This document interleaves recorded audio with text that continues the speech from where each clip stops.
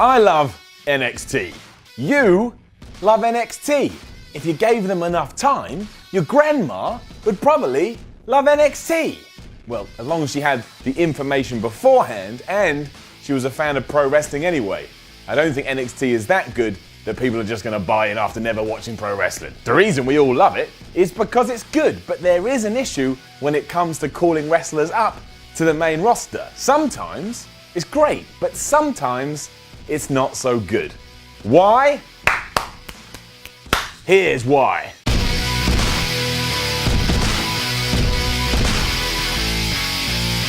There's always going to be some gimmicks that work no matter where they're being performed. Take Stone Cold Steve Austin. I am pretty sure you could take Stone Cold Steve Austin and put him anywhere and his shtick was going to get over and his shtick was going to entertain. He was just good at it. He got the character and the character was just amazing. That's true with many performers too, including some that have come from NXT. I mean, look at Seth Rollins, Kevin Owens or Dean Ambrose. Yeah, they crafted their skills on the indie scene, but when they made the transition from developmental to main roster, there was no problems. There was no growing pains. When that happens, it's great because it's always good to see a pro wrestler keep their momentum alive.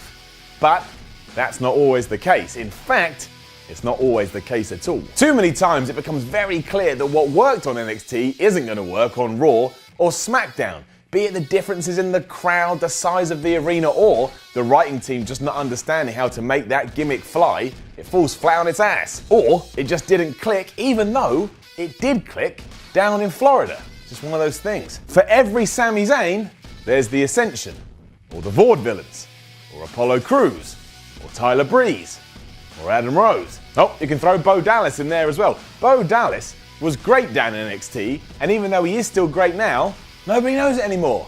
Everybody forgot. Now, I don't think these people are bad at their jobs. Far from it. I think they're all great, but there's no two ways about it. They're currently footnotes on the main roster when down in NXT, they were a pivotal part of the machine. In the case of someone like the Vaudevillains, that idea was always going to be difficult to sustain. It's so entrenched in one idea that once you get it, you then start to get over it. Rather than feel the crowd and the concept and letting these teams evolve though, what seems to happen is that nobody will budge and everyone just doubles down on the idea. As soon as that happens, you're already writing these guys into a corner because where are they meant to go? If it's not working, you've got to change something so it starts to work. Let's go with the Vaudevillains again. After a good debut and a solid run, they even went after the tag team titles, post-brand split, they have vanished into obscurity. Now, if they're vanishing into obscurity, why is no one sitting there and going, maybe we should do something different with these guys because what did work isn't working anymore? And how many times have I said the word work already? And that's the key. It's got to work. Because if it doesn't work, it's really simple.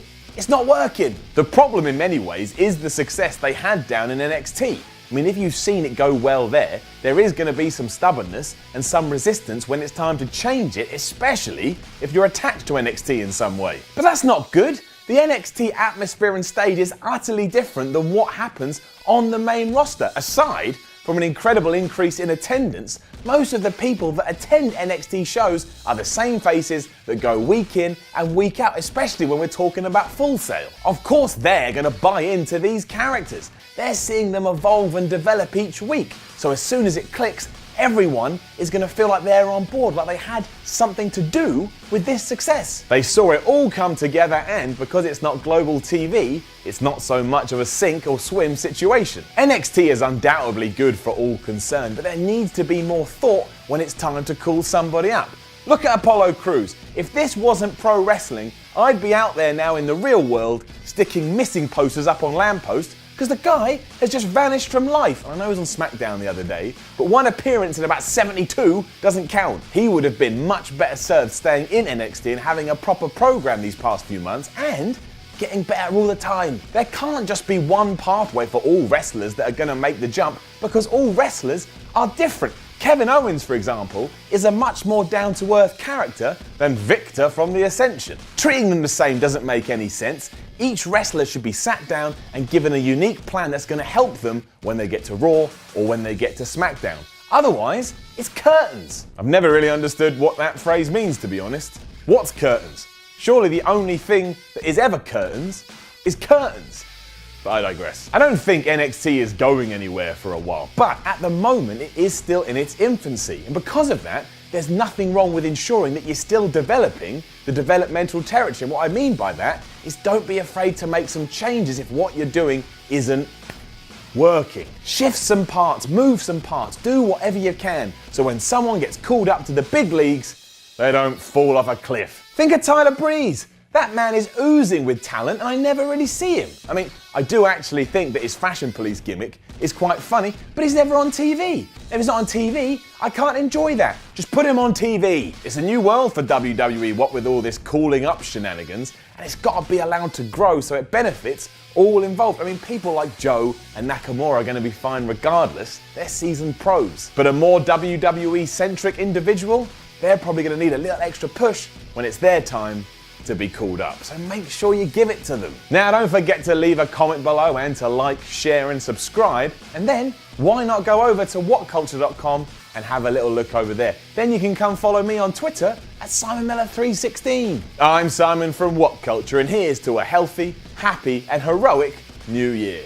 And what I mean by that is in 2017, go and become Batman. You know it makes sense.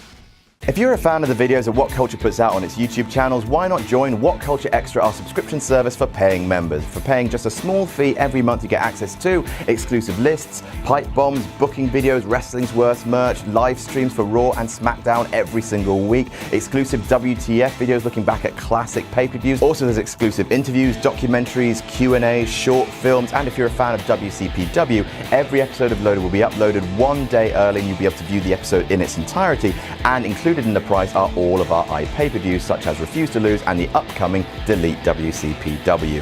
All that for just $6.99 a month, or just over $5 for UK fans, and you can cancel at any time. For more information and to sign up, go to whatculture.com/extra.